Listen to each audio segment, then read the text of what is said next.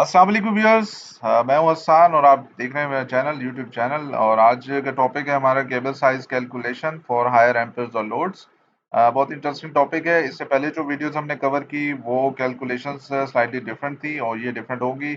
उसकी वजह ये है कि जो हमने पीछे वीडियो बनाई थी वो लोअर एम्पेयर्स और लोअर लोड्स को कंसिडर करके जो हमने केबल साइज सिलेक्शन की थी वो उसके हिसाब से थी। लेकिन टुडे हम इसको थोड़ा डिफरेंट एस्पेक्ट से देखेंगे। आई होप कि ये बड़ी इंफॉर्मेटिव होगी। चलिए स्टार्ट करते हैं अपनी प्रेजेंटेशन को। देखिए, जो हायर लोड्स होते हैं वहां पे आपको ये चीज समझनी होगी कि जब लोड्स इंक्रीज होते हैं लाइक 500 या 400 एम्पर से ऊपर जाता है लोड, तो वहां पे जो केबल साइज निकल के आ रहे होते हैं वो काफी हायर साइज होते हैं। देखिए, मैन्युफैक्चर जो मैक्सिमम केबल पाकिस्तान के अंदर भी जो बना रहा है वो 1000 एम्पियर 1000 mm² तक की केबल बन रही है। लेकिन वो भी बहुत कम यूज होती है। नॉर्मली जो maximum size of cable use हो रहा होता है लो वोल्टेज साइड पे, वो 400 या 500 mm² की केबल मैक्सिमम यूज हो रही होती है। तो उस चीज़ों को कंसिडर करते हुए होता ये है कि अगर लोड्स ज़्यादा हों या एम्पेयर ज़्यादा हों, तो वहाँ पे हमें थोड़ा-सा मेथड डिफरेंट हो जाता है केबल साइज़ से कैलकुलेशन का। और यहाँ पे हम ये करते हैं कि छोटे साइज़ की केबल हम सिलेक्ट कर लेते हैं, लेकिन हम पर फेस पे नंबर ऑफ केबल्स जो है उनके नंबर ऑफ केबल्स इंक्रीज़ कर देते हैं और इस तरह हम जो हमारी टोटल कैपेसिटी ऑफ लोड जो होती है उसको हम अचीव कर लेते हैं। तो फॉर एग्जांपल हम एक एग्जांपल लेते हैं यहाँ पे 2500 केवी ट्रांसफार्मर की, जिसका फुल लोड करंट हम मेजर करेंगे। जो हमारा फार्मूला है, अपरेंट पावर फार्मूला, जो S is equal to under 3 V I के जरिए हम इसको रीअरेंज करेंगे और हमारे पास फुल लोड करंट की जो वैल्यू आ रही है 3478 एम्पियर्स आ रही है। अब देखें, 3478 एम्पियर्स की केबल आपको मार्केट में नहीं मिलेगी, तो उसके लिए आपको करना ये होगा कि आपको इस टोटल एम्पियर्स जो फुल लोड आए हैं इसको आपको डिवाइड करेंगे 415 एम्पियर से, तो आपको पर फेज पे पता ये चल जाएगा कि कितने नंबर ऑफ केबल्स रिक्वायर हैं। तो यहाँ पे जो हमारे पास जो वैल्यू निकल के आ रही थी वो 8 पॉइंट समथिंग आ रही थी, तो हमने इसको अपर साइड पे राउंड किया और 9 नंबर ऑफ केबल्स पर फेस हमने सिलेक्ट की हैं। तो इसी को बेस करके हम आगे चलते हैं और फर्दर अंडरस्टैंडिंग करते हैं कि किस तरह जो केबल साइज कैलकुलेशन की तरफ या मेथड की तरफ हम आगे बढ़ेंगे। केबल रिक्वायर्ड पर फेस फॉर सिंगल कोर और 4 कोर। अच्छा, ये भी बहुत ही इंपॉर्टेंट है। देखें, कुछ लोग के जहन में ये चीज़ आ रही होगी कि हम सिंगल कोर और 4 कोर की बात करें। 3.5 कोर भी होती है, लेकिन 3.5 कोर में अभी मैं आपको कंफ्यूज नहीं कर रहा। आप इसको सिंगल कोर और 4 कोर के हिसाब से अभी समझें ताकि आपके लिए आसानी हो। नंबर ऑफ केबल्स जो हमने पीछे निकाली हैं अपनी लास्ट स्लाइड पे, वो 9 नंबर ऑफ केबल्स पर फेस हमारे पास आ रही हैं। अगर हम सिंगल कोर की केबल लेके जाते हैं और इसी लोड के साथ जो हमने यहाँ निकाला है 3478 एम्पेयर, अगर इस लोड के लिए हमें सिंगल कोर केबल यूज करते हैं तो वहां पे हमें 9 केबल्स पर फेस चाहिए होगी। और अगर हमारे पास तीन फेसेस और एक न्यूट्रल है, तो वो total number of cables 9 into 4 यानी 36 नंबर ऑफ केबल्स हमें टोटल रिक्वायर होंगी अगर हम सिंगल कोर के साथ जाते हैं। अगर यही हम 4 कोर के साथ प्रैक्टिस करते हैं तो 4 कोर केबल्स जो हम इस्तेमाल करते हैं वो हमें सिर्फ 9 नंबर ऑफ केबल्स रिक्वायर होंगी, क्योंकि हर 4 कोर केबल इटसेल्फ जो है 3 फेस और एक न्यूट्रल कैरी कर रही होती है। तो ऊपर वाली कंडीशन में जैसे हमने आपको ये ट्रांसफार्मर के टर्मिनल्स बताए, रेड, येलो, ब्लू और न्यूट्रल। रेड पे आपको 9 केबल्स चाहिए होंगी, येलो पे 9, ब्लू पे 9 और न्यूट्रल पे भी 9। अगर 4 कोर केबल है तो डेफिनेटली इसी प्रैक्टिस के साथ हम चलेंगे। अगर 3.5 कोर केबल है तो सिर्फ डिफरेंस ये आएगा कि जो आपकी न्यूट्रल की केबल होगी, अगर 240 mm² की आपकी फेस की केबल निकल के आ रही है, तो आपकी न्यूट्रल की केबल जो है 120 mm² की होगी, लेकिन नंबर ऑफ केबल्स अगेन 9 ही होंगे। ठीक है। अच्छा, 4 कोर केबल में एक ही केबल चलेगी और उसकी जो रेड, येलो, ब्लू और न्यूट्रल जो है वो डिस्ट्रीब्यूट हो जाएंगे। इसी तरह टोटल नंबर ऑफ केबल्स जो हमें सिर्फ 9 रिक्वायर होंगे 4 कोर की कंडीशन में। आगे चलते हैं। यहाँ पे अब हम देख रहे हैं कि cable length for single core और 4 कोर क्या है। तो अगर हम एग्जांपल लेते हैं कि जैसे हमने एग्जांपल ली कि एक ट्रांसफार्मर है जिसके मेन टर्मिनल जो एलटी टर्मिनल्स हैं वहां से LT panel main LT panel तक का जो डिस्टेंस निकल के आ रहा है वो 130 मीटर है।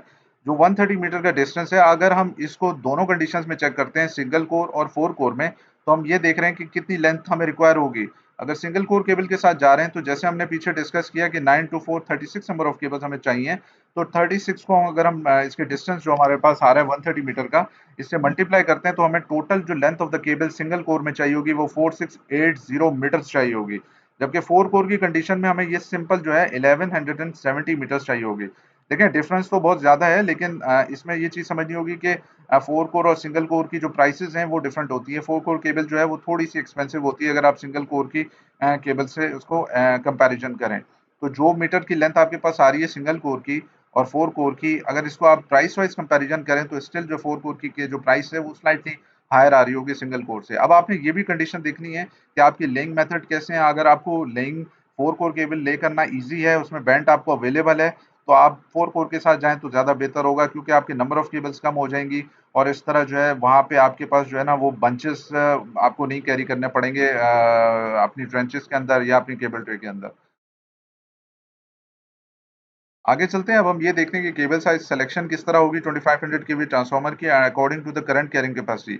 अभी हम सिर्फ सिंगल कोर की बात करें, आगे चल के हम 4 कोर पे भी इसी को कैलकुलेट करेंगे। ट्रांसफार्मर रेटिंग हमारे पास जो थी 2500 केवी ट्रांसफार्मर था, उसका फुल लोड 3478 एम्पेयर्स निकल के आया था, जबकि number of cable single core पर फेज पे हमें 9 केबल्स रिक्वायर्ड थी। केबल टाइप जो हम यूज कर रहे हैं यहाँ पे कॉपर पीवीसी पीवीसी कर रहे हैं, और यहाँ पे जो एम्बिएंट टेम्परेचर की हमारे पास कंडीशंस आई हैं वो 40 डिग्री की हैं, जिसके हिसाब से हमारे पास जो करेक्शन फैक्टर निकल रहा है 0.87 है।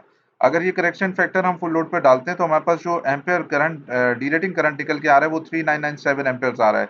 मतलब 3997 एम्पेयर आफ्टर डीरेटिंग जो है हमें इसको कंसिडर करना होगा केबल सिलेक्शन के लिए। तो एम्पेयर्स पर केबल पर फेज जो हमारे पास कितनी आ रही है, हम 3997 को डिवाइड करेंगे 9 से, जैसे कि हमने पीछे कैलकुलेट किया कि हमें पर फेज पे 9 केबल्स चाहिए।